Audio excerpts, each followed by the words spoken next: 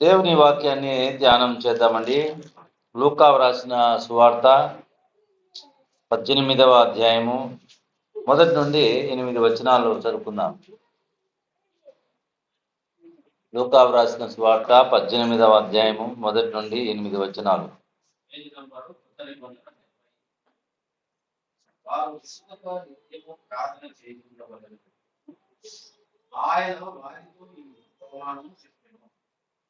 దేవునికి ప్రతిపత్తియు మనుషులను రక్షపెట్టడానికి ఒక న్యాయాధిపతి ఒక పట్టణంలో ఉండేది.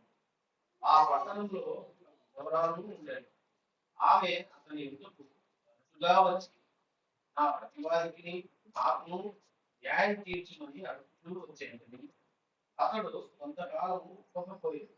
తర్వాత అతను నేను దేవునికి భయపడకి మనుషులను లక్ష్య పెట్టకి ఉండినాను. ఈ విధవరాలు నన్ను తొందర పెట్టుతున్నది కనుక ఆమె మాటి మాటికి వచ్చి మాట్లాడుతున్నప్పుడు ఆమెకు న్యాయం తీర్చునని తనలో తాను అనుకునేను. మరియు ప్రభు ఇట్లనే న్యాయస్థులైన న్యాయాధిపతి చెప్పిన మాట వినుడి. దేవుడు తను ఏర్పరచుకున్న వారు వివాదాలను తను గూర్చి మొదలుపెట్టుకుంటుండగా వారికి న్యాయం తీర్చడా. ఆయన వారికి త్వరగా న్యాయం తీర్చు. వారి విషయమే కదా ఆయన దీర్ఘశాంతం చూస్తున్నారని మీతో చెప్పుతున్నాను. ఆయనను మనిషి కుమారుడు వచ్చినప్పుడు ఆయన భూమి మీద విశ్వాసం కనుగొన్నారు. ప్రార్థన చేద్దామండి. జీవాధిపతి అయిన మా ప్రభువా, నైనా మీ కృపను బట్టి వాక్య భాగాన్ని ధ్యానం చేస్తూ మేలు పొందినట్లు మీరు ఇచ్చిన మంచి అవకాశంను బట్టి స్తోత్రాలు. సర్వాధికారి అయిన దేవుడు, మీరు అందించిన వాక్యంను మేము మీ సహాయంతో ధ్యానం చేస్తున్నాం. మా అందరి హృదయాలను మీ వాక్యంతో సమ్మతిపరిచి లోకంలో మీ రాకవచ్చు పర్యంతం మేము కొనసాగునట్లు సహాయం చేయమని మా ప్రభువైన యేసు క్రీస్తు నామమున ప్రార్థనతో ఈ వాక్యంను ధ్యానం చేస్తూ ఉన్నాం తండ్రి, ఆమేన్. ప్రభునందు ప్రియమైనటువంటి వాళ్ళారా, ఈ 18వ అధ్యాయంలో మనం చదువుకున్నటువంటి వాక్య భాగము ప్రభు తన శిష్యులతో చెప్పినటువంటి వర్తమానం.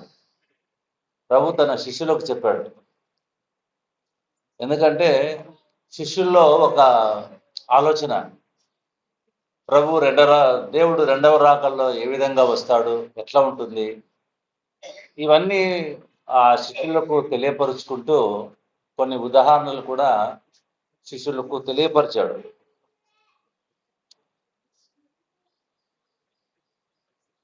కనుక ప్రభునందు ప్రియమైనటువంటి వాళ్ళరా, మనం కూడా విసుగక ప్రార్థన చేయనట్లు ఈ ఉపమానం మన ఆత్మీయ జీవితాలకు ఎంతో ప్రయోజనకరమైంది. విసుగక ప్రార్థన చేయనట్లు ప్రభు రాకడా మొదటిగా ఆయన మనుష్య కుమారుడుగా లోకంలోనికి వచ్చి మనందరి పాపంలో కొరకై ఆయన చనిపోవలసినటువంటి కార్యం. రెండవదిగా ఈ కార్యము తన సంఘము ఎత్తబడటం ఇవన్నీ జరిగిన తర్వాత ప్రభు భూమి మీదకి దిగి రావడం ఎట్లా ఉంటుంది, ఎప్పుడు జరుగుతుంది, ఇవన్నీ ప్రజలకు చాలా ఆశతో ఉత్సాహంతో ఇవన్నీ తెలుసుకుంటూ ఉంటారు. ఇవన్నీ ఆలోచన కలిగి ఉంటారు. ప్రభు శిష్యులతో మాట్లాడుతూ ఆయన రాకడ ఎట్లా ఉంటుంది అనేటువంటి విషయాన్ని ఒక విషయం తెలియపరుస్తున్నాడు. 17వ అధ్యాయము 24వ వచనం. ఆకాశము క్రింద ఒక దిక్కు నుండి మెరుపు మెరిసి ఆకాశం క్రింద మరొక దిక్కున ఎలాగూ ప్రకాశించునో అలాగున మనుష్య కుమారుడు తన దినమును.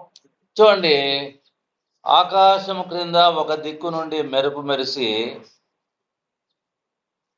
ఆకాశం క్రింద మరొక దిక్కున ఎలాగూ ప్రకాశించునో. మనం చూస్తా ఉన్నాం కదా మెరుపులో, అక్కడెక్కడో అంత సెకండ్స్లో ఆ దినము జరిగిపోతుందని ప్రభు తన శిష్యులకు తెలియపరిచాడు. రెండవ రాకడను గురించి తెలియపరుస్తూ ఇంకా ఎట్లా ఉంటుంది అని ఇంకా కొన్ని ఉదాహరణలు కూడా ప్రభు తెలియపరిచాడు. తర్వాత 17వ అధ్యాయం 26వ వచనం, నోవాహు దినములలో జరిగినట్టు మనుష్య కుమారుని దినములలోనూ జరుగును. నోవాహు ఓడలోనికి వెళ్ళిన దినము వరకు జనులు తినుచు త్రాగుచు పెండ్లాడుచు పెండ్లికి ఏబడుచు నుండిది. అంతలో జలప్రళయం వచ్చి ఎవరిని? వారందరినీ నాశనం నుంచి తప్పించబడిన వాళ్ళు ఎవరు? నోవాహు కుటుంబం. దేవుడు పొరపాటు జరగలేదు అక్కడ. ఆయన ఎవరిని రక్షించాలనుకున్నాడో వారు తప్పక అరే పొరపాటు జరిగిపోయిందే, ఆ జలప్రయంలో నన్ను నమ్ముకున్న వాళ్ళు కూడా కొట్టుకొని పోయినారే అన్న భావన లేదు. పర్ఫెక్ట్గా ఎవరు రక్షింపబడ్డారు, ఎవరు నాశనం అయిపోయినారో దేవుని వాక్యంలో చాలా క్లియర్గా వ్రాయబడతాను. అందరూ నశించిరి అంటే దేవుని కార్యాలు ఎప్పటికీ పొరపాటు జరగవు. ఇది మనం గ్రహించాల్సింది. నోవహు కుటుంబము ఆ ఓడలో ఉండి ఆ దినాల్లో జనులు ఎట్లున్నారంట? జనులు తినుచు త్రాగుచు చదవండి పెండ్లాడుచు. అక్కడ పెద్ద ఇదేమంటే పెళ్లి దేవుడు ఏర్పాటు చేసిన కార్యమే. కాకపోతే చూడండి, ఇది చాలా ఇంపార్టెంట్. జనులు తినుచు, ఎవరు? జనులు ఎవరు కాదు? దేవదూతలు కాదు. చాలా మంది ఏం చేస్తారంటే దేవదూతలు వచ్చి దేవుని కుమారులను పెళ్లి చేసుకున్నారు అని చెప్తా ఉంటారు అన్నమాట. అందుకని నెఫిలీలు పుట్టారు అని చెప్తా ఉంటారు. ఇక్కడ ఒకవేళ దేవదూతలు అంటే ఏం రాస్తా ఉంటాయి? ఇక్కడ దేవదూతలు అని రాస్తా ఉంటాయి. జనులు తినుచు త్రాగుచు, ఎవరు? జనులు ఎవరు కాదు? దేవదూతలు కాదు. దేవదూతలు పాపం చేసినప్పుడు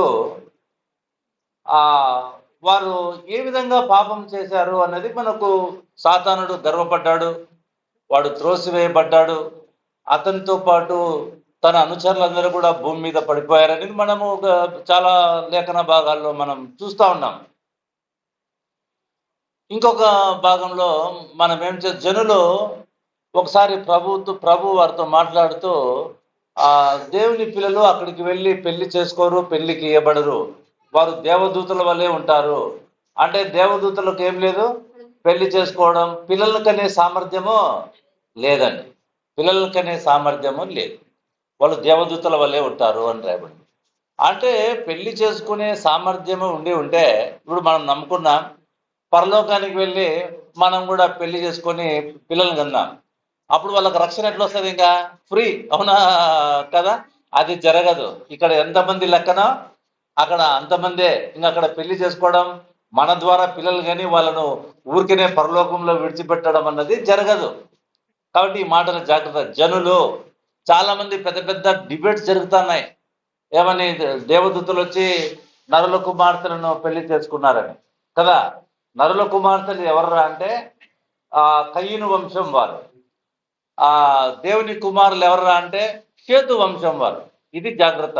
ఈ దినాల్లో కూడా మనము ఈ పాఠం చాలా సబ్జెక్ట్ ఎక్కువ ఉంది, మన 10 లోపల మనం ముగించాలా. ఈ దినాల్లో కూడా దేవుని పిల్లలు లోకంతో సంబంధం కలిగి వివాహాలు చేసుకుంటున్నారు, అవునా కదా? సరే, ఆ సబ్జెక్టు ఇట్లాంటి విషయాల్లో కూడా మనం జాగ్రత్తగా ఉందాం ఈ రాకడ దినాల్లో. తర్వాత అందరూ నశించిపోయిరి. తర్వాత లోతు దినములలో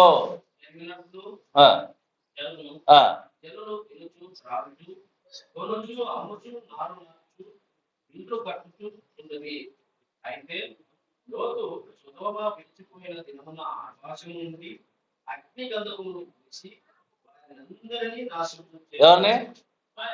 అందరినీ నాశనం చేశాను. అవండి, ఇక్కడ నోవహు దినాల్లో ఒక విషయాన్ని గమనించినాం. లోతు దినాల్లో ఏం రాయబడలేదు? మళ్ళా చదవండి. లోతు దినములలో జరిగిన అక్కడికి ఇక్కడికి నోవహు దినాలకు లోతు దినాలకు ఒక డిఫరెంట్. వాళ్ళు తింటున్నారు, తాగుతున్నారు, ఏం లేదు చూడండి. పెళ్లి లేదు. ఎందుకు ఆడ పెళ్లి లేదు? లోతు దినాల్లో వాళ్ళు పెళ్లికి ప్రామినెన్స్ లేదు, అంతా వ్యభిచారమే అనమాట. అందుకోసం ఇక్కడ పెళ్లి గురించి రాయలేదు. ఆడ పెళ్లి, ఆ పెళ్లి అక్రమంగా ఉంది. అవన్నీ లేఖనాలు చూపించడానికి మనకంత సమయం లేదు. లోతు దినాల్లో పెళ్లి విషయం రాయబడలేదు. ఎందుకు? అంత వాళ్ళ ఇష్టానుసారమైన పురుషులతో పురుషులు, స్త్రీలతో స్త్రీలు అవాచ్యమైంది అక్కడ జరిగిస్తా ఉన్నారు కదా. కాబట్టి ప్రభునందు ప్రియమైనటువంటి వాళ్ళరా, లోతు దినాల్లో వారందరూ నశించిపోయినారు. తర్వాత చదవాలా మీరు? ప్రత్యక్షమగు దినమున జరుగును. అవునా? ఆ ప్రకారమే మళ్ళా శిష్యులు ప్రశ్న వేసినారు, ప్రభువా ఇవి ఎప్పుడు జరుగుతాయి, ఏ స్థలంలో జరుగుతాయని. అప్పుడు ప్రభు ఏమన్నాడంటే, మీరు ఇంటికి వెళ్ళి ధ్యానం చేయండి. ప్రభు ఏమన్నంటే 37వ వచనం చివరిలో, పీనుగ ఎక్కడ ఉన్నదో అక్కడ, అవునా కదా, పీనుగ ఎక్కడ ఉందో అక్కడ గ్రద్దలు. అక్కడ అంటే ఎవరు ఉన్నారని అర్థం? మనుషులు ఉన్నారని అర్థం. అందరూ నశించిపోయినారు అని అర్థం. ప్రభుని నమ్ముకున్న వాళ్ళు తప్పక రక్షింపబడతారు. నోవహు కుటుంబం రక్షింపబడింది. ఇది జరిగే కార్యం. లోతు దినాల్లో లోతు కుటుంబం, అందుకనే లోతు భార్యను జ్ఞాపకం చేసుకోండి. లోతు భార్య రక్షింపబడిన తర్వాత కూడా తన ప్రాణాన్ని కాపాడుకొని పోయి ఆమె ఉప్పు స్తంభంగా మార్చబడింది. జాగ్రత్త. అందుకనే మనము ఈ రాకడ దినాల్లో ఆకాశము ఈ దిక్కున మెరుపు మెరిసి ఆ దిక్కున ఎలాగున ఇదైతుందో అంత షార్ప్గా ఉంటది. కాబట్టి విశ్వాసులమైన మనం చాలా జాగ్రత్తగా ఉండాలి. ఈ జాగ్రత్త కొరకు దేవుడు నోవహును చూపిస్తా ఉన్నాడు. నోవహు ఎంత జాగ్రత్తగా ఉన్నాడు? లోకంలో జనులు తింటా ఉన్నారు, త్రాగుతా ఉన్నారు, పెళ్లికి ఇస్తున్నారు, పెళ్లికి తీసుకుంటున్నారు. కానీ ఆయన ఆ వాటిల్లో పాలు పంచుకోకుండా దేవుని కొరకు మాత్రమే ఎదురు చూస్తున్నాడు. దేవుని కొరకు ఎట్లా ఎదురు చూసింటాడు ఆయన? ఎట్లా తను తాను ఎట్లా కాపాడుకొని ఉంటాడు? ఎట్లా ఊరికి ఉదాహరణ చెప్పండి, ఎట్లా కాపాడుకొని ఉంటాడు? గట్టిగా చెప్పాలా నాకు? ఎస్, వాక్యము, ప్రార్థన ద్వారా తను తాను ఏ దినానికి ఆ దినం కాపాడుకుంటూ ఉంటాడు కదా. లేకపోతే 100 కట్టడానికే ఆ ఓడ తయారు చేయడానికే 120 సంవత్సరాలు అయింది కదా. మరి 120 సంవత్సరాలు, ఉదాహరణకు ఆయన చాలా దినాలు జీవించినాడు. ఇన్ని దినాలు ఏ విధంగా ఆయన జీవించి ఉంటాడు? కేవలం ప్రార్థన ద్వారానే కదా. కాబట్టి అన్ని దినాలు విసిగిపోకోకుండా దేవుని యొక్క వాగ్దానాన్ని అనుమానించుకోకుండా, దేవుని వాగ్దానాన్ని నిర్లక్ష్యం చేయకుండా ఆయన ఏం చేసినాడు? ప్రభు కొరకు కనిపెట్టినప్పుడు లోకంలో ఎంత శ్రమ, ఎంత హింస ఉన్నా ఆయన హృదయం నెమ్మదిగానే ఉన్నది. కారణం ప్రార్థన. నెక్స్ట్, లోతు దినాల్లో లోతు ఏం చేస్తున్నాడు చూడండి. పేతురు పత్రిక రాస్తున్నాడు. పేతురు పత్రికలో చూద్దాం.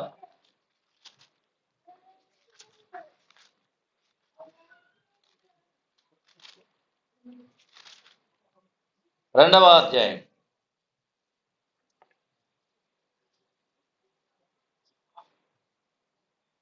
7వ వచనం. 2వ అధ్యాయం 7వ వచనం. 2వ పత్రిక 2వ అధ్యాయం 7వ వచనం.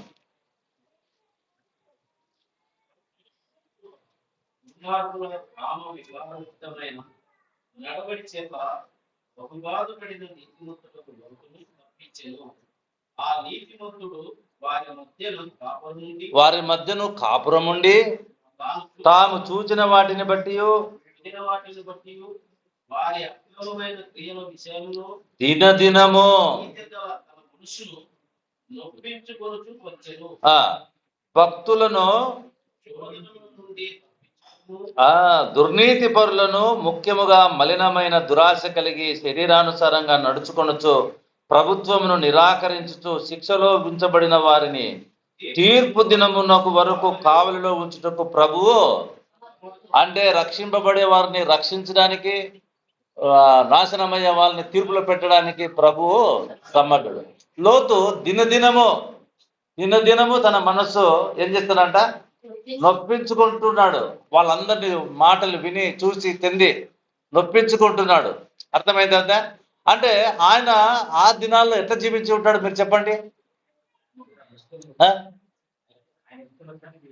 లోతు ప్రార్థన ద్వారానే కదా, నోవహు ప్రార్థన ద్వారానే అన్ని సంవత్సరాలు దేవుని సన్నిధిలో గడపడం, అవునా కదా? లోతు ఎట్లా, ఏం సరిగా చెప్పరే? లోతు కూడా ప్రార్థన ద్వారానే కదా.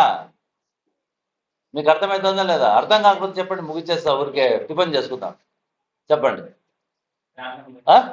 లోతు ప్రార్థనతో మీరు అర్థం చేసుకుంటారని నేను చెప్పుకుంటున్నాను. ఇది మీ స్కూళ్ళల్లో పాఠాల కంటే ఇది ఎంతో మన జీవితాలకు ప్రాముఖ్యమైన పాఠాలు. ఇంత సీరియస్గా మనం వింటేనే ప్రభు కృపలో మనం నిలబడగలుగుతాం. అర్థమవుతోందండి? కనుక లోతు అంతకాలం ఎట్లా జీవించి ఉంటాడు? దేవునికి ప్రార్థన చేయటం ద్వారానే, అవునా కదా? చూడండి, నోవహు కుటుంబము రక్షింపబడింది, లోతు రక్షింపబడ్డాడు. దినదినం అంటే ప్రతిరోజు నొప్పించుకుంటున్నాడు. ఆయన ఏం చేస్తున్నాడు? ప్రార్థన చేస్తున్నాడు. ప్రభువా ఇట్లా ఉంది నాయనా, నేను ఎట్లా జీవించాలనైనా అని ఆయన జీవిస్తున్నాడు. అంటే ప్రతి దినం. అయితే లోతు, ఏం ప్రభువా ఇట్లా ఉండరు జనాలు, నువ్వు ఇంకా ఎన్ని రోజులు చూసుకుంటూ ఉన్నావని విసుగలే, దేవుని వాగ్దానాన్ని అవమానించలే, దేవుని వాక్యాన్ని నిర్లక్ష్యం చేసుకోలేదు. వారు దేవుని కొరకై వారు ఎదురు చూస్తూ ఉన్నారు. ఈ విధంగా ఉదాహరణలు లేఖన భాగాల్లో అనేకం ఉన్నాయి. మీరు కూడా కొంచెం ముందుగా ఉంటే టకటకటగా వాటిని చూపించగలరు, మంచిదే. కాబట్టి ఇక్కడ మనం నేర్చుకోవాల్సిన పాఠం ఏంటంటే, రక్షింపబడిన వారు పొరపాటున కూడా నాశనం కాలేదు. అంత జలప్రలయం వచ్చింది. ఆ జలప్రలయంలో ప్రభు వారిని జ్ఞాపకం చేసుకున్నాడు. ప్రభు ఎంత సమర్థుడో చూద్దాం. అందుకనే రక్షణ అన్నది ప్రాముఖ్యమైంది. అందుకనే నోవహును గురించి కృప పొందినవాడాయను అని రాయబడింది. అంటే దేవుని వాక్యాన్ని ఎవరైతే వింటారో, దేవుని సువార్తను ఎవరైతే అంగీకరిస్తారో, వాళ్ళు లోకంలో నుండి ప్రభు వారిని ఏర్పాటు చేసుకుంటున్నాడు. వారిని నిత్య జీవానికి పాత్రులుగా చేసుకుంటున్నాడు. నిత్య జీవానికి పాత్రులుగా చేయబడిన మనకు ఆయన ఒక ఉపమానం చెప్పాడు. ఏం ఉపమానం చెప్పాడంటే, వారు విసుగక ప్రార్థన చేయుచుండవలననుటకు ఏం చేశాడంట, ఆయన వారికి ఒక ఉపమానం చెప్పాడంట. ఆ ఉపమానం ఏంటంటే, అంటే విసుగు ఎప్పుడు వస్తుంది? ఎక్కువ ప్రార్థన చేసినప్పుడు. ఇంకా విసుగు ఎప్పుడు వస్తుంది? పనులు జరుపుకోకున్నప్పుడు కదా. ఇంకా ఇలా ప్రభు ఏం చెప్తున్నా అంటే, విసుగక ప్రార్థన. విసుగు ఎక్కడ ఉంటుందంటే, ప్రతి చిన్నదాన్ని ప్రభువుకు చెప్పాలంటే విసుగే కదా. ప్రతి చిన్నదాన్ని ప్రభువుకు చెప్పుకుంటా ఉన్నారు. అందుకనే తాను ఏర్పరచుకున్నటువంటి వారు దివారాత్రములు తన్ను గూర్చి మొరపెట్టుకుని చూడగా, అంటే పగలు రాత్రి వారు మొరపెట్టుకుంటూ ఉంటే విసుగా కాదా? ఏదో ఒకరోజు మొరపెడితే సంవత్సరం రోజుల వరకు ఆయన కాపాడుతానంటే ఓకే. ఇదేంది ఇది ప్రతిరోజు? ఎందుకు ప్రతిరోజు? ఎందుకంటే ఆయన రాకడ ఎట్లా ఉంటుందంట, ఆయన రాకడ ఇక్కడ మెరిసి అక్కడ ఇగిపోయినట్లు ఉంటుంది అనమాట. అందుకనే మనం ఏం చేయాలంట, ప్రతిరోజు మనము ప్రార్థన చేసేటువంటి వారుగా ఉండాలి. సరే, ఈనాడు మనమందరం కూడా సంఘాలు గుంపులు కలిసి ప్రార్థన చేస్తూ ఉన్నారు, గుంపుగా. అది చాలా శ్రద్ధగా ఉంటుంది. గుంపులుగా ప్రార్థన చేస్తూ ఉంటారు. తప్పేం కాదు, తప్పు కాదు గుంపులుగా ప్రార్థన చేయడం. అయితే గుంపులుగా ప్రార్థన చేసేటువంటి వారు వాళ్ళ కాన్సెప్ట్ ఒకటే ఉండాలి. ఇప్పుడు గుంపుగా వస్తారా, మనం అందరం వస్తాం చేరి సంఘానికి వచ్చి, నేను ఒకదాని కొరకు ప్రార్థన చేసుకుంటుంటే మీరేం చేస్తారు? మీరు ఇంకొక దాని కొరకు. ఏముండదు మనకి, ఏం లేదు, ఏకత్వం ఉండదు అన్నమాట. గుంపుగా ప్రార్థన చేయడం తప్పు కాదు. ఆ పాత నిబంధన దినాల్లో వాళ్ళందరూ ఒకే విషయంలో ఒక గుంపు కలిసి ప్రార్థన చేసేవారు. ఒకే విషయంలో ఉపవాసం ఉండి ప్రార్థన చేసేటువంటి వారు. ఒక్కొక్కరు గుంపు కలిసి ఒక్కొక్కరు ఒక్కొక్క ఆలోచన కలిగి ఉండరండి. అంటే సంఘానికి ఏకాగ్రత ఉండాలి. తర్వాత అందుకని ఈ దినాల్లో గుంపులుగా ప్రార్థన చేసేటువంటి వారు చాలా ఇష్టం. బాగా అన్ని వసతులు ఉంటాయి, చాలా బాగా ప్రార్థన చేస్తూ ఉంటారు. అయితే నేను తప్పని అంటం లేదు, కానీ వాళ్ళు చేసే ప్రార్థన అందరికీ ఒకే మనసై ఉండాలి. అందరికీ ఒకే మనసు ఏ విషయంలో వస్తుంది? దేవుని గురించిన వాక్య విషయంలోనే. అర్థమవుతుందా? ఇంకా మీ కుటుంబ విషయంలో మీది వేరే ఉంటుంది, మా కుటుంబ విషయంలో మాది వేరే ఉంటుంది. అది కాదండి, ఒక్కొక్కరి హృదయాలు వేరువేరుగా. కాబట్టి అలాగున ప్రార్థన చేయడానికి ఇష్టపడుతూ ఉంటారు. ఇంకొకరు ఏం చేస్తామని, ఇది విజ్ఞాపన ప్రార్థన కాదు. ఏది? ఆమెది, ఆ విధవరాలది చదువుకున్నప్పుడు అర్థమైంటది కదా. ఏం ప్రార్థన కాదు? విజ్ఞాపన అంటే వేరే వాళ్ళ గురించి ఆమె రికమెండ్ చేయడానికి రావటం లేదు. అది గుంపుతో కూడిన ప్రార్థన కాదు. అదేం ప్రార్థన కాదు? విజ్ఞాపన ప్రార్థన కాదు. ఏమండి? తన్ను గురించే. అందుకనే ప్రభువు ఏం చేశాడంటే ఆమెను విధవరాల్ని అన్న ఒక ఉదాహరణ చూపించాడు. విధవరాలు ఉండెను, భర్త లేడు, పిల్లలు లేరు, ఎవరు లేరు.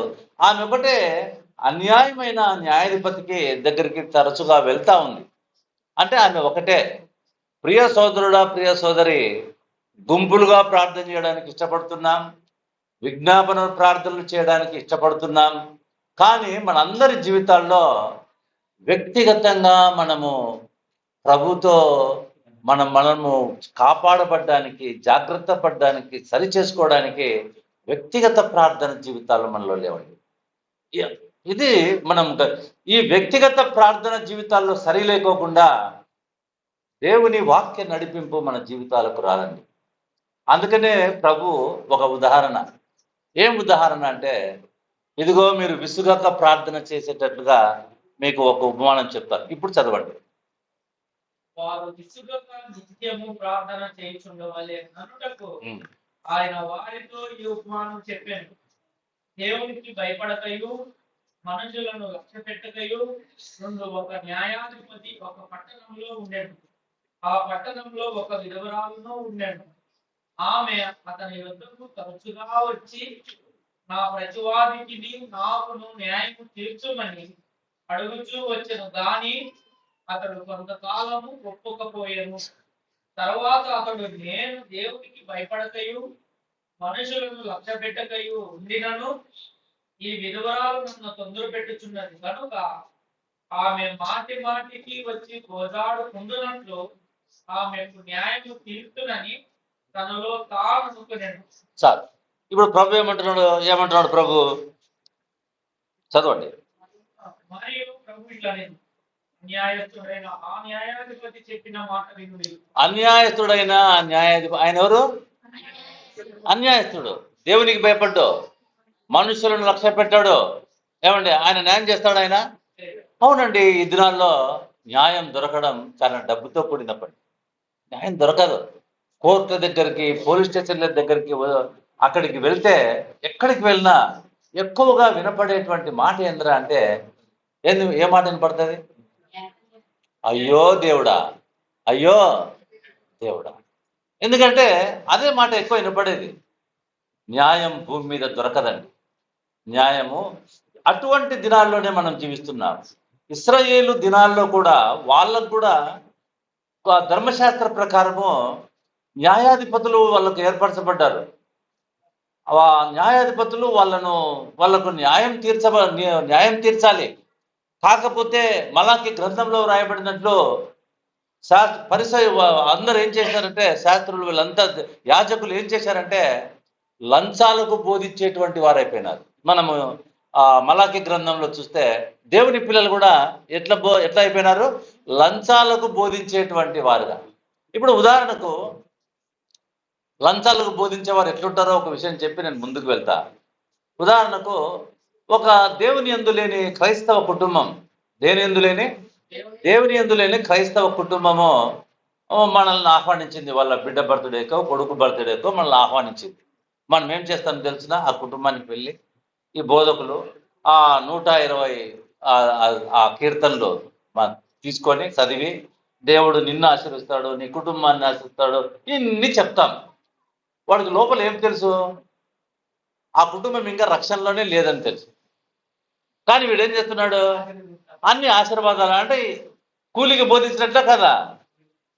ఇవన్నీ చెప్పినామనుకో, నువ్వు ఇంకా రక్షణలో లేవు, నువ్వు రక్షింపబడల్లా, ఆ రక్షణలో లేకుండా ఇవన్నీ మనకు అప్లై కావని చెప్తే ఆయన ఇచ్చేది మనకేమి ఇయ్యడు. అందుకని కూలికి బోధించడం అంటే ఎక్కువ ఆశీర్వాదాల గురించి చెప్పడమే. ఆశీర్వాదాల గురించి ఎవరు ఆలోచన చేయాల్సిన అవసరం ఏం లేదు.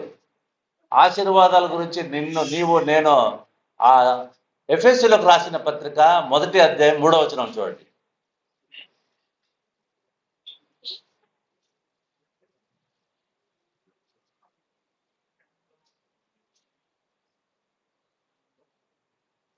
మొదటి అధ్యాయం 3వ వచనం. మన ప్రభువైన యేసు యొక్క తండ్రి యొక్క దేవుడు ఆయన క్రీస్తునందు లోక విషయంలో ఆత్మ సంబంధమైన ఆశీర్వాదాలు మనకు అనుగ్రహించాడు. ఏమంట? ఏం ఆశీర్వాదాన్ని? ప్రతి ఆశీర్వాదాన్ని. ఏమండి? ప్రతి ఆశీర్వాదాన్ని. మళ్ళా చదవండి, 1వ అధ్యాయము 3వ వచనం, ఎఫెసీయులకు రాసిన పత్రిక 1వ అధ్యాయం. అదో పేజ్ నెంబర్ చెప్పు సార్, కొంచెం ఇచ్చేస్తున్నాడు. పేజ్ నెంబర్ చెప్పు. మన ప్రభువైన యేసు క్రీస్తు యొక్క తండ్రి యొక్క దేవుడు స్తుతింపబడును గాక. ఆయన క్రీస్తునందు పరలోక విషయములలో ఆత్మ సంబంధమైన ప్రతి ఆశీర్వాదాన్ని అనుగ్రహించినాడా? అనుగ్రహిస్తాడా? ఎప్పుడు అనుగ్రహించినాడు? ఎప్పుడు అనుగ్రహించినాడు? నువ్వు నమ్ముకున్నా పొద్దు కాదు. జగతికి పునాది వేయబడక మునిపే పరలోక విషయాలలో మీరు ఆశీర్వదింపబడ్డారు. మనం ఇదంటే గొప్ప కార్యం ఏదండి. ఆశీర్వాదాల కోసం మనం పాస్టర్ల వెంబడి పడాల్సిన అవసరం ఏమీ లేదండి. వాళ్ళు చేతులు పెడితే వచ్చేది ఏం లేదు, చేతులు తీస్తే వచ్చేది ఏమీ లేదండి. ప్రియులారా గమనించండి, ఆత్మ సంబంధమైన ప్రతి ఆశీర్వాదానికి మనం వారసులం కాబట్టే ఇక్కడ మీరు జాగ్రత్తగా ఉండండి, లోకంలో తొట్టుపాటు పడొద్దండి. దేవుడు తన వాక్యం ద్వారా మనకు హెచ్చరిక చేస్తున్నాడు. కనుక ప్రభునందు ప్రియమైనటువంటి వాళ్ళరా, ఆమె మాటికి ఎక్కడికి వెళ్తా ఉంది? ఆ న్యాయాధిపతి. ఆయన ఎవరని తెలుసా మీకు? అన్యాయం తెలుసును, న్యాయం చేయడం తెలుసును. కానీ మాటికి అంటే ఒకే కార్యం కోసం మాటిగా ప్రతిరోజు అండి. ఈరోజు మనం కూడా ప్రతిరోజు దినమైనా రాత్రైనా దేవుని దగ్గరకు వస్తూ ఉండాలండి. ఎందుకు రావాలా? ఇప్పుడు మీరు ఒక ప్రశ్న అడగవచ్చును.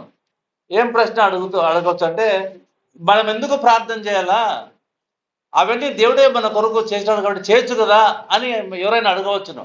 అడగొచ్చా లేదా? మరి ఎందుకు మనం ప్రార్థన చేయాలా? నీవు ప్రార్థన చేయకపోతే ఆ దేవునికి నువ్వు ప్రార్థన చేసిన దాన్ని న్యాయం చేయకపోతే, చేస్తూ ఉంటే నీకు ఆయనకు సంబంధం ఉందని అర్థమవుతుంది. అసలు ప్రార్థన చేయకోకుండా అర్థమవుతుందా నాకు ఆయనకు సంబంధం ఉందని? మనం నిత్యము ఆ సంబంధం కలిగిన వారమై ఉంటున్నట్లు ప్రభు ఇవ్వడమే కాదు, నువ్వు ప్రార్థన చేస్తూ ఉంటే నీకేమర్థమవుతుంది? ప్రభుతో నాకు సంబంధం ఉంది అన్నది అర్థమవుతుంది. ఆ సంబంధం లేకుండా అన్ని నీకు ఇస్తున్నాడు అనుకోండి, అసలు నువ్వు ప్రభుని పట్టించుకుంటావా? అందుకనే ప్రార్థన. ప్రియ సోదరుడా, ప్రియ సోదరి, ఆ విధవరాలు ఎవ్వరు లేని, మనం కూడా విధవరాలు లాంటి వాళ్ళమే. ఎవరి సమస్య వాళ్ళే చెప్పుకోవాలా. నీ సమస్యను వేరే వాళ్ళు ఎక్స్ప్రెస్ చేయగలుగుతారా? ఎట్లా ఉండేది అట్లా. అందుకనే ఈ దినాల్లో చాలా మంది హృదయాల్లో నెమ్మది లేదు. కొంతమంది చెప్తా, మేము ప్రార్థన చేస్తున్నాం, భయపడొద్దండి బ్రదర్ అంటారు. కానీ ఏం చెప్పారు వాళ్ళు? మీరు కూడా ఈ సత్యం పాటించాలా, మీరు ప్రార్థన చేయాలని చెప్పడం లేదు. కనుక మనం కూడా విధవరాలను వేరే వాళ్ళను మన తరపున పంపడానికి లేదు. ఎవరికి వ్యక్తిగతంగా వాళ్ళు ప్రభు దగ్గరికి రావాల్సిందే. ఈమె విధవరాలైనా, ఎంత కష్టమైనా, ఒక స్త్రీ కోర్టుకు రావాలంటే చాలా ఇబ్బందులు కదా, అయినా కూడా ఆమె ఆ కోర్టుకు రాగలుగుతుంది. అంటే ఆమె సమస్య అంతే, రావాల్సిందే. నీవు నేను వ్యక్తిగతంగా ప్రతిరోజు ప్రభు కొరకు జీవించడానికి, ప్రతిరోజు ఆయన రాకడ కొరకై కనిపెట్టడానికి ఎవరు మనకు జ్ఞానం ఇవ్వాలి? కాబట్టి నువ్వేం చేయాలా? ప్రభువా, ఈరోజు నాకు ఈ జ్ఞానం దయచే ప్రభువా, ఈ నడిపింపు నాకు దయచే ప్రభువా అని నువ్వు ప్రార్థన, ఆ ప్రార్థన లేకోకుండా ఆయన సహాయము మనము ఒకవేళ చేసిన ప్రభువు వలన సహాయము అనుకునే మనసు కూడా మనకు రాదు. మనము దేవునికి కృతజ్ఞత చెల్లించను లేము. కాబట్టి ప్రియ సోదరుడా, ఆమె విసగలేదండి. ఏ విషయంలో విసుగుపోలేదు? పగలు రావడానికి, రాత్రి రావడానికి, ఏ సమయమైనా రావడానికి, ఎందుకంటే న్యాయం చేసేవాడు కదా. కాబట్టి ప్రియ అన్యాయస్తుడైన ఆ న్యాయాధిపతి దగ్గరికే ఈ విధవరాలు మాటి మాటికి వెళ్తుందంటే మనము మన ప్రభు దగ్గరికి మాటి మాటిగా ప్రభు దగ్గరైనా లేదు, ప్రభు దగ్గరే ఉంటాం. ఇక అర్థమవుతుందా? అందుకనే చూడండి, హెబ్రీలకు రాసినటువంటి పత్రిక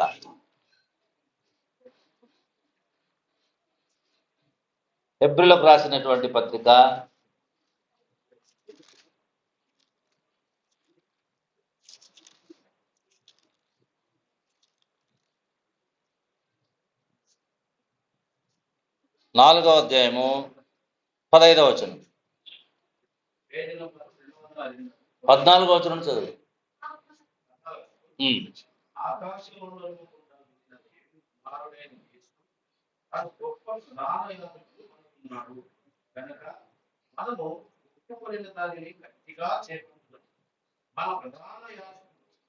మన బలహీనతలో యందు మనతో సమానుభావం లేనివాడు కాదు కానీ సమస్త విషయములలో మన వలనే శోధింపబడిన ఆయన పాపము లేనివాడుగా ఉండేను. కనుక మనము కనికరింపబడి సమయోచితమైన సహాయము పొందినట్లు, కృప పొందినట్లు ధైర్యముతో, ఏం ధైర్యం? ఏం ధైర్యము? కృపాసనము నొద్దకు వద్దాం. ఏం ధైర్యము? ఏం ధైర్యం? గట్టి చెప్పాలా? ఏం ధైర్యము అంటున్నా? ఏం ధైర్యం?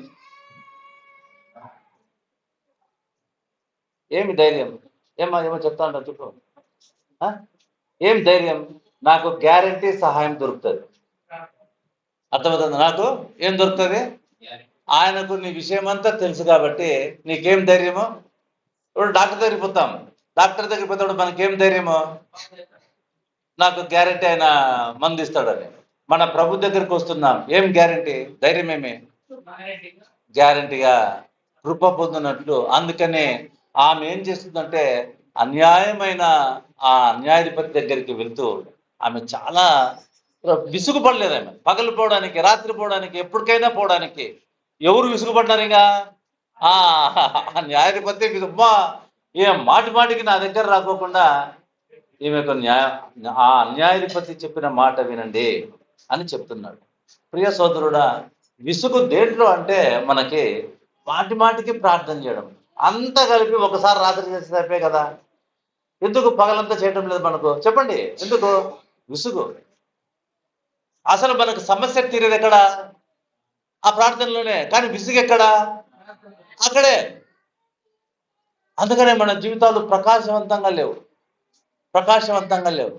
అందుకని ఉదాహరణ, రెండవ రాకడ కొరకు కనిపెట్టేటువంటి మనం ఆ రాకడ వచ్చు పర్యంతము మనము జాగ్రత్తగా ఉండడానికి మనకు జ్ఞానం లేదు. అందుకనే ఆయన సహాయం కోరుకుంటూ మనం జీవించాలా. నోవహు ఆయన సహాయం కోరుకుంటూ జీవించినాడు. లోతు ఆయన సహాయం కోరుకుంటూ జీవించినాడు.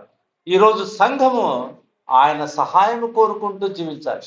లోతు దినాల్లో చూడండి, జనులు తినుచు, తాగుచు, ఇల్లు కట్టుకొనొచ్చు, నారు నాటుచు, ప్రజలు చూడండి ఎంత లగ్జరీస్ గా ఉన్నారో. కానీ వీళ్ళు లోతు ఏం చేస్తున్నాడు? ఇల్లు కట్టుకోలే, నారు నాటుకోలే, ఏం చేయలేదు. తన మనసు నొప్పించుకుంటూ వస్తున్నాడు, కానీ ఎవరిని నిందించలే. ప్రభు కొరకు ఎదురు చూస్తున్నాడు, ప్రార్థన చేస్తున్నాడు. నీవు నేను లోకంలో కలిసిపోతున్నామా? ప్రభువుకు మనం ప్రార్థన చేస్తున్నావా? ప్రార్థన ఎన్నటికీ వ్యర్థం కాదు. గుంపులో ప్రార్థన చేయడానికి వస్తావు, ఎవరి కోసమో నీ భర్త కోసం ప్రార్థన చేయడానికి ఇష్టపడతావు. కానీ నేను కరెక్ట్గా ఉన్నానా, యథార్థంగా ఉన్నానా అని మనల్ని మనము ప్రార్థన చేసుకో. అందుకనే మన ప్రార్థనల్లో ఆ జవాబును మనం పొందలేకపోతున్నాం. కనుక ప్రభునందు పిల్లరా, ఇప్పుడు చూద్దాం ఈ విధవరాలు 8వ వచనం 5వ వచనం.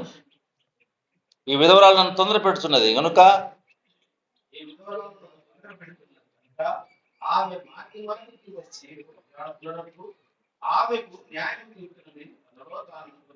మరియు ప్రభు ఇట్లనను, అన్యాయస్తుడైన ఆ న్యాయాధిపతి చెప్పిన మాట వినుడి. దేవుడు తాను ఏర్పరచుకున్న వారు వారికి న్యాయము తీర్చడా? ఆయన వారికి త్వరగా న్యాయం తీరుస్తాడు. చూడండి, ప్రార్థనకు జవాబు. వారికి న్యాయం తీర్చడా? వారికి దేవుడు తాను మనలో ఉన్న ఒక గొప్ప భాగ్యం ఏమంటే, నిన్ను లోకంలో ఏ గొప్ప వాళ్ళు ఏర్పరచుకోలే. ఎవరు ఏర్పాటు చేసుకున్నారంట మనలను? ఎవరు ఏర్పాటు చేసుకున్నారంట? దేవుడే. దేవుడే నిన్ను నన్ను మనల్ని ఏర్పాటు చేసుకున్నారు. కాబట్టి ఆయన మనకేం చేస్తా ఉంటాడు? ఎప్పటికప్పుడు. అవునా కదా? ఎప్పుడు ఏర్పాటు చేసుకున్నాడు మనల్ని? ఎప్పుడు ఏర్పాటు చేసుకున్నాడు? జగతికి పునాదులు వేయబడతామని. ఎందుకు ఏర్పాటు చేసుకున్నాడు? ప్రభువుగా ఉండడానికి ఏర్పాటు చేసుకున్నాడు, కాపరిగా ఉండడానికి ఏర్పాటు చేసుకున్నాడు, క్షమాపణ ఇవ్వడానికి ఏర్పాటు చేసుకున్నాడు, పరలోక భాగ్యం ఇవ్వడానికి రకరకాలుగా ఎన్నో. ఏమండి, ఆయన తాను ఏర్పరచుకున్న వారు దివారాత్రులు తన్ను గురించి మొర్ర పెట్టుకొని చూడగా వారికి న్యాయం తీర్చడా? ఎంత స్టబ్బన్గా దేవుని వాక్యం మాట్లాడుతుందో చూడండి. మనం ఎవరమంట? ఏర్పాటు చేసుకోబడిన వాళ్ళం. కానీ మనం ఏం చేయడం లేదంట. మనలను గూర్చి మనము ప్రార్థన పూర్వకంగా ఈ రోజు ఆరాధనకు రావాలా. నిన్నటి నుంచి మనం ప్రభు సన్నిధిలో సిద్ధపడ్డామా? ఈరోజు మనము ఒక పనికి పోవాలా, ప్రభువును అడిగి సిద్ధపడ్డామా? ఈరోజు మనం ఒక పని చేయాలా, ప్రభువును గూర్చి ప్రభు సన్నిధిలో ఆయన్ని అడిగి సిద్ధపడ్డామా? ఆయనను అడగకుండా మనం మేలు పొందలేం. ఆయన అనుమతి ఇవ్వకుండా మనం మేలు పొందలేం. ఒకవేళ మనకు చాలా మంచి జరుగుతున్నట్లుగా ఉండవచ్చును, కానీ వాటి వెనక మనం చాలా దుఃఖపడవలసి వస్తుంది. ప్రియ సోదరుడా, ప్రియ సోదరి. కనుక ప్రభునందు ప్రియమైనటువంటి వాళ్ళరా, వారికి న్యాయం తీర్చడా? మనలను ఏర్పాటు చేసుకున్నాడు. చూడండి, ఆ 2వ కొరింథీయులకు రాసిన పత్రిక 2వ కొరింథీయులకు రాసినటువంటి పత్రిక 6వ అధ్యాయం 16వ వచనం నుంచి. దేవుని ఆలయమునకు 16వ వచనం. దేవుని ఆలయమునకు విగ్రహములతోని బదులుగా మనము జీవముగల దేవుని ఆలయమై ఉన్నాము. దేవునిలాగా సేవించుచున్నాడు. నేను వారిలో నివసించి సంచరితును, నేను వారి దేవుడనై ఉందును, వారు నా ప్రజలై ఉందురు. దేవుని వాగ్దానం చూడండి. నేను వారిలో నివసించి మళ్ళా సంచరితును. దేవుని వాగ్దానం చూడండి. నేను వారిలో నివసించి సంచరితును. ఇప్పుడు ఈ లోకంలో గొప్పవారుగా పిలువబడేటువంటి వారు ఉండేటువంటి వారు ఉన్నారు. వాళ్ళతో మనతో కలిసి వాళ్ళు జీవిస్తారా? వాళ్ళు సపరేట్ ఉంటారు. కానీ దేవుడు ఏమంటున్నాడు? నేను వారిలో నివసించి సంచరితును, నేను వారికి. ఇది ఏర్పాటు. మనల్ని ఏర్పాటు చేసుకున్నాడు ఆయన. ఇది ఏర్పాటు చేసుకున్నాడు. నేను వారికి దేవుడనై ఉంటాను. ఎంత వారికి నేను దేవుడనై ఉందును. చూడండి, వారు నా ప్రజలు అంటే వారికి నేను దేవుడనై ఉంటున్నంటే మనం ఇంతవరకు దేవుడు లేని వారు, ఇంతవరకు ప్రజలుగా పిలువబడేటువంటి వారం కాము. మనం ఎవరము? దేవుని ప్రజలమైన అయినాం ఇప్పుడు. తర్వాత కావున మీరు వారి మధ్య నుండి వెడలి ప్రత్యేకముగా ఉండి అపవిత్రమైన దానిని ముట్టకుడని ప్రభు చెప్పుచున్నాడు. మరియు నేను మిమ్మల్ని చేర్చుకుందును. మీకు తండ్రినై ఉందును. చూడండి, మళ్ళా మీకు తండ్రినై ఉందును. మీరు నాకు కుమారులను కుమార్తెలనై ఉందురని సర్వశక్తి గల ప్రభు చెప్తున్నాడు.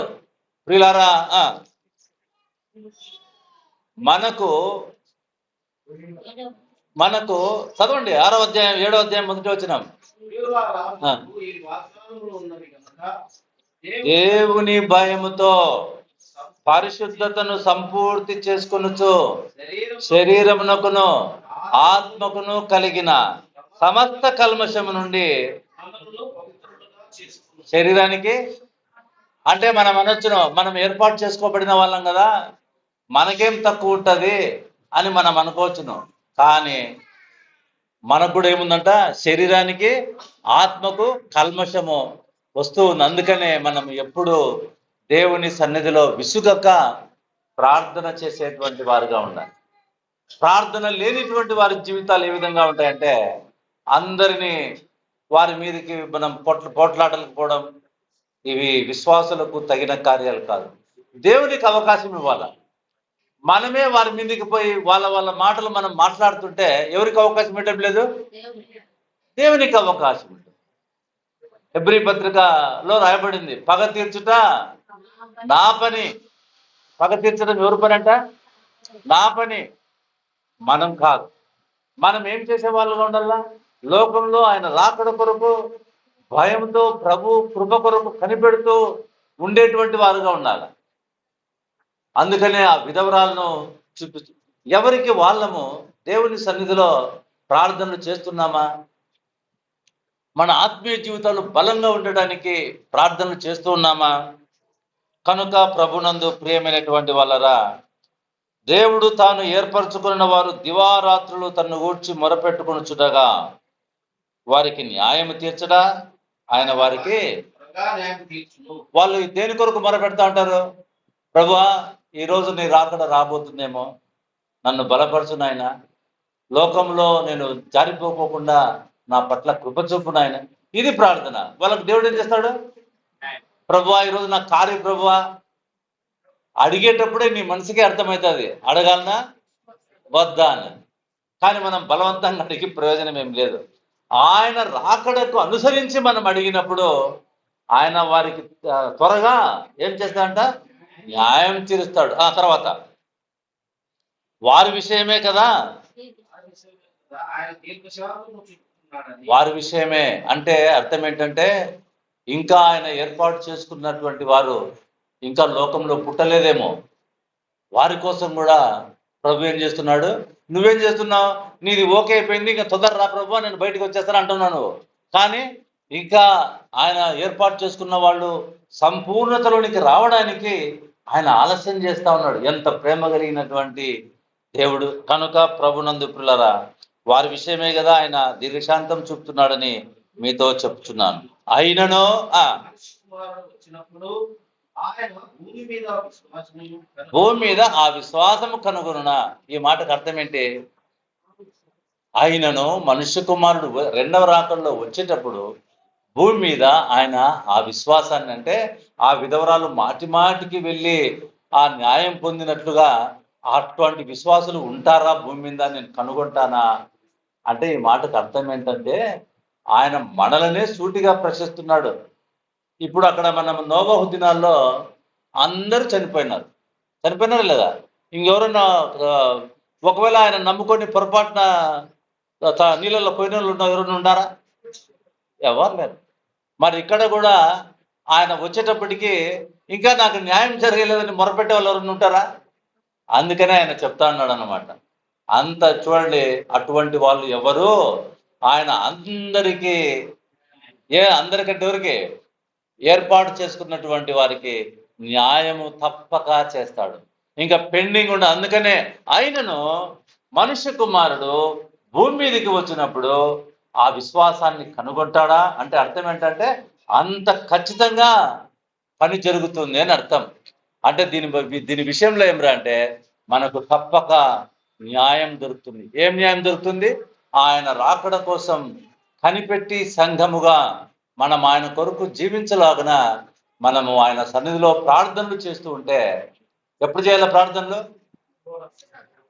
ఎందుకంటే అంత అపాయకరమైన దినాల్లో నోవహు ఎటువంటి దినాలు ఉన్నాడు? అపాయకరమైన దినాలు. తర్వాత ఇంకొక చూడండి, నోవహు దినాలు అట్లా పక్కన పెడదాం. యూదా పత్రికలో చూద్దాం. 7వ వాడైన హనోకు దినాల్లో కూడా యూదా పత్రిక, యూదా రాసిన పత్రిక 14వ వచనం. ఆదాము మొదలుకొని 7వ వాడైన హనోకును కూడా వీరిని చూసి రచించి ఇట్లా నేను ఏమంటే ఆదాం మొదలుకొని 7వ వాడైన అంటే ఆ దినాల్లో కూడా ఎంత వ్యతిరేకులు ఉన్నారు చూడండి. ఇప్పుడే కాదు, ఆ దినాల్లో కూడా ఉన్నారు లేదా వ్యతిరేకులు? వీళ్ళు ఎప్పటికైనా ఉన్నారు. యూదా పత్రిక ఎన్నో పేజీ నెంబర్ చెప్పండి. ఏమ్మా తీసినావు పాప? ఏం పేరు నీ పేరు? ప్రణయ తీసినావా? ఆదాము మొదలుకొని 7వ వాడైన హనోకు కూడా వీరిని చూసి ప్రవచించి ఆ. ఇట్లా నేను ఇదిగో అందరికీ తీర్పు తీర్చుటకును వారిలో భక్తిహీనులుగా చేసిన వారి భక్తిహీనులన్నిటినీ చూసి భక్తిహీనులైన పాపులకు విరోధముగా చెప్పిన కఠినమైన మాటలన్నిటిని చూచి వారిని ఒప్పించుటకును ప్రభువు తన వేవేల పరిశుద్ధుల పరివారంతో వచ్చెను. చూడండి, 2వ రాకడ గురించి మాట్లాడుతున్నాడు. ఎవరు? హానోకుడు. పగ తీర్చుకోలేదు, దేవుని కోసం కనిపెడతా ఉన్నారు. మనము ఆయన రాకడ కోసం కనిపెట్టేవారుగా ఉండి, నోవహు దేవుని సువార్తను నమ్మి రక్షింపబడిన రీతిగా మనం కూడా సువార్తను నమ్మి ఆయన మన పాపంలో కొరకై చనిపోయి సమాధి చేయబడి తిరిగి లేచినాడన్న సత్యాన్ని విశ్వసించి ఆయన కొరకు లోకంలో ఆయన రాకడ కొరకు మనం జీవిద్దాం. దేవుడి ఈ మాటలు మన కొరకై దీవించును గాక. ప్రార్థన చేసుకుందామండి.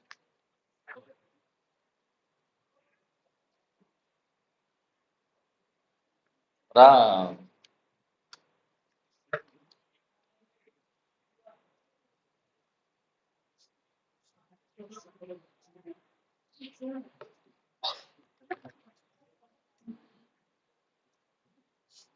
మంచిదండి.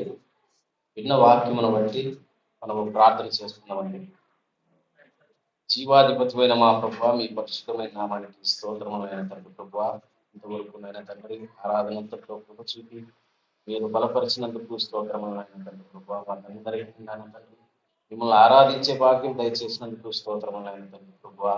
దేవా, ఇంతవరకు నాయన తండ్రి మీ దాసులు నిలవబెట్టి మీ పక్షమున నాయన తండ్రి పరిశుద్ధ లేఖనముల నుంచి నాయన తండ్రి ప్రభువా కొన్ని నాయన తండ్రి కొంత ఉపమానాలను నాయన తండ్రి ఈ దాసు ద్వారాగా మాకు తేటగా వివరించినందుకు స్తోత్రము నాయన తండ్రి ప్రభువా.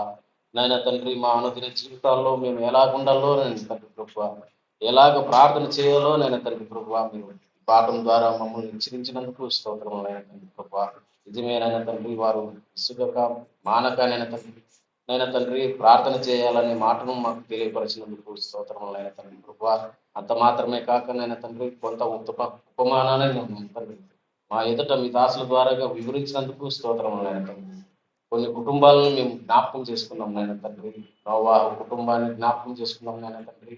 ఆయన నాయన తండ్రి జీవించిన కాలం అంతయో నాయన తండ్రి ప్రభువా నాయన తండ్రి మీరు ఆఖరి కొరకై నాయన తండ్రి ప్రార్థన జీవితం నాయన తండ్రి వాక్య క్రమాన్ని కలిగి ఉండటం మేము జ్ఞాపకం చేసుకున్నాం నాయన తండ్రి ప్రభువా. అంత మాత్రమే కాక నాయన తండ్రి ఆయన నాయన తండ్రి ఆయన కుటుంబాన్ని నాయన తండ్రి ప్రభువా మిమ్మల్ని నమ్ముకుని ఉన్నందుకు నాయన తండ్రి నాయన మీ కొరకు నాయన తండ్రి ప్రార్థన చేసి కనిపెట్టుకుని ఉన్నందుకు నాయన తండ్రి వారి కుటుంబం రక్షింపబడిన విధానాన్ని మేము జ్ఞాపకం చేసుకున్నాం నాయన తండ్రి ప్రభువా. అదే క్రమంలో నాయన తండ్రి మరి లోతు కుటుంబాన్ని కూడా మేము జ్ఞాపకం చేసుకున్నాం నాయన తండ్రి ప్రభువా. నాయన తండ్రి ఆయన దినాల్లో నాయన తండ్రి వారందరూ నాయన తండ్రి ఇల్లు కట్టుకొనచ్చు నారు నాటుతూ నాయన తండ్రి అనేక పనుల్లో వారు ఉన్నారు నాయన తండ్రి ప్రభువా. అయితే నాయన తండ్రి లోతు నాయన తండ్రి ప్రభువా మీ కొరకు ఆయన కూడా నాయన తండ్రి ప్రభువా ఆయన మనసులో నాయన తండ్రి ఎంతగా గుచ్చుకుంటున్నప్పటికీ నాయన తండ్రి ప్రభా, నొచ్చుకుంటున్నప్పటికీ నాయన తండ్రి ప్రభా, ఆయన మీ కొరకు ఎదురు చూస్తూ ప్రార్థన చేసే విధానాన్ని మేము జ్ఞాపకం చేసుకున్నాం నాయన తండ్రి ప్రభా. ఇదిగో నాయన తండ్రి, ఆయన భార్యను కూడా మేము జ్ఞాపకం చేసుకున్నాం నాయన తండ్రి. లోక ఆశలు విడవకాయనైనా తండ్రి ప్రభా, ఉప్పు స్తంభంగా మారిన రీతిని మేము జ్ఞాపకం చేసుకున్నాం నాయన తండ్రి ప్రభా.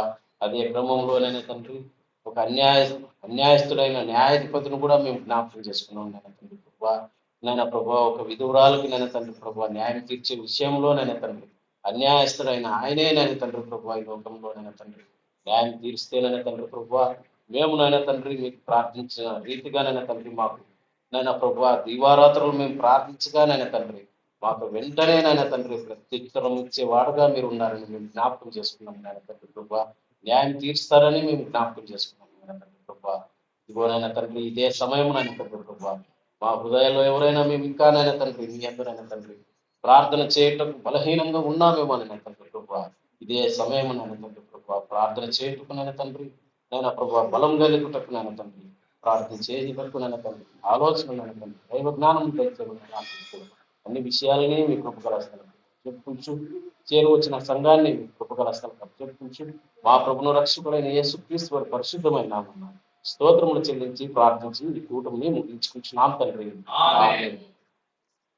అందరికీ వందనాలండి. ఈ కూడి